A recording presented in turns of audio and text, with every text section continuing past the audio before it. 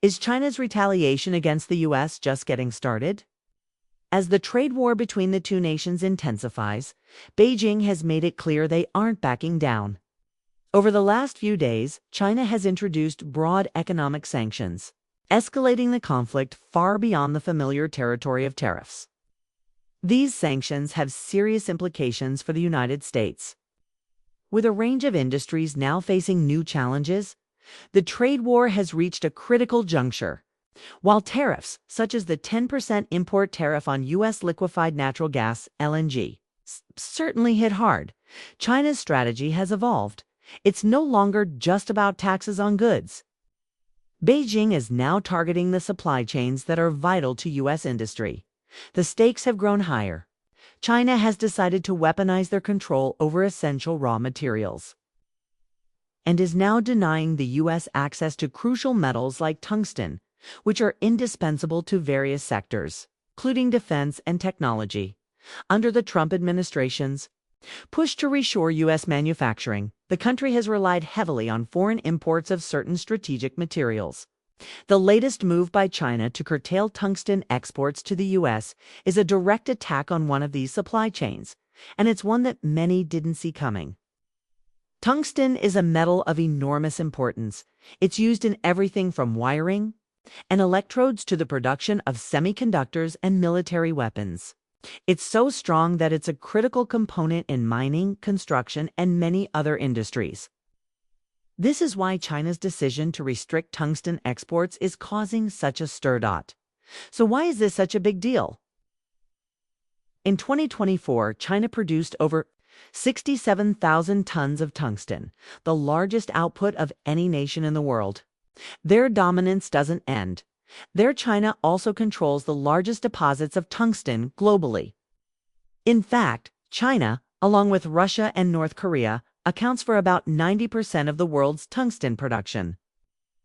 This is a heavy blow to the U.S., especially when you consider that last year, the United States didn't produce a single ton of tungsten.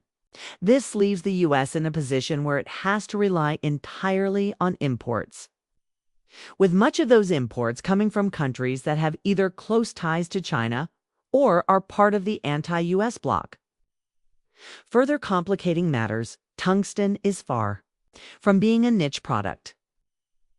It is used across a wide variety of U.S. industries, including semiconductors, a critical sector for American technology companies.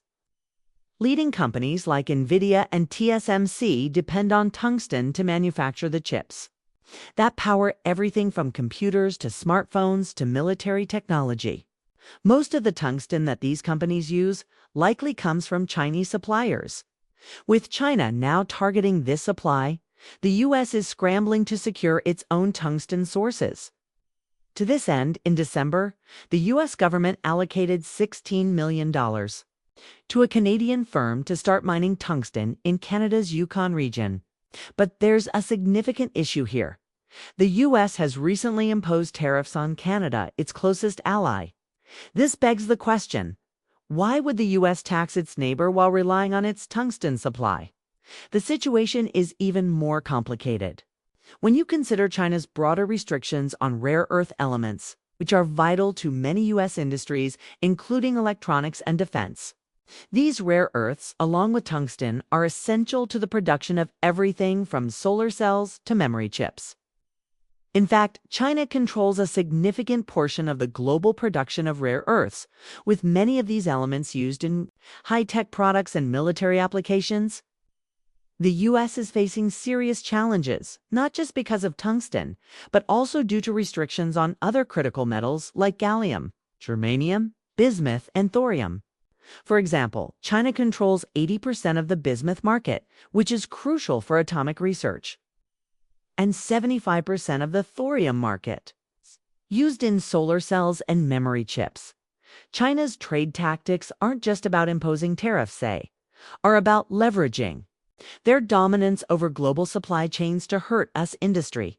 This has major implications for Trump's reshoring strategy, which aims to bring manufacturing jobs back to the U.S. without relying on overseas production, with China holding such significant control over these critical materials. Reshoring efforts are becoming increasingly difficult. Adding to this complex situation are the broader economic conditions. The U.S. is already grappling with rising costs, high bond yields, and increasing borrowing costs. To make matters worse, countries like Canada are shifting their focus toward China, preparing to redirect their energy exports to Beijing further, undermining U.S. influence in global markets. Canada's energy exports, in particular, are at risk as the U.S. trade war continues to strain relations. Canada's growing energy ties with China highlight the shifting dynamics in global trade. As countries look for new partners in the face of uncertainty over U.S. trade policies, Canada's push to develop pipelines and export energy to China is a direct response to the challenges posed by the U.S. trade war. The Canadians are looking to diversify away from U.S. dependence and are preparing to supply Europe with oil and gas, particularly in light of the ongoing energy crisis in Germany and other parts of Europe. Canada is also looking to provide energy to Asian markets, particularly China, which is eager to reduce its reliance on U.S. oil. This could allow Canada to reap substantial profits, especially as they continue to build up their LNG export capabilities. In fact, by mid-2025, Canada plans to begin transporting LNG to global markets, with the capacity to export up to 40 million tons annually. This presents a serious competitive threat to the U.S., especially when you consider the price advantage Canada holds. In 2024, gas prices in Canada were trading at a fraction of the cost of U.S. LNG, 3 times cheaper in some cases. If Canada can capitalize on this pricing advantage, they could become a dominant player in the global LNG market, outcompeting the U.S. in key markets like Japan, which has a high demand for LNG. Japan's energy needs are particularly pressing, as the country imports around 30% of its energy in the form of LNG. The cost of this energy is a significant concern, especially given the geopolitical tensions between the U.S. and China. Japan's energy strategy is heavily influenced by these tensions, and with China becoming an increasingly important player in the energy market, Japan could turn to Canada for cheaper LNG, further undermining U.S. energy exports. Canada, once heavily reliant on the U.S. for its energy exports, is now positioning itself to become a key player in the global energy market. The shift is already underway. And with China and other Asian countries looking for new sources of energy, Canada is poised to capitalize on this changing landscape. By providing lower-cost LNG, Canada could potentially shift global energy flows, and in doing so, strengthen its own position on the world stage. The U.S., meanwhile, faces an uphill battle. The reliance on Canadian energy imports, the rising costs, and the increased tariffs are beginning to take their toll. If the U.S. continues down the path of antagonizing its neighbors and trading partners, it may find itself increasingly isolated, with countries like Canada and China strengthening their economic ties, leaving the U.S. to grapple with the fallout of a trade war it can't easily win. So what does the future hold for the U.S. in this escalating trade war? The signs are troubling. The situation in Canada is just one example of how the global balance of power is shifting in response to U.S. trade policies.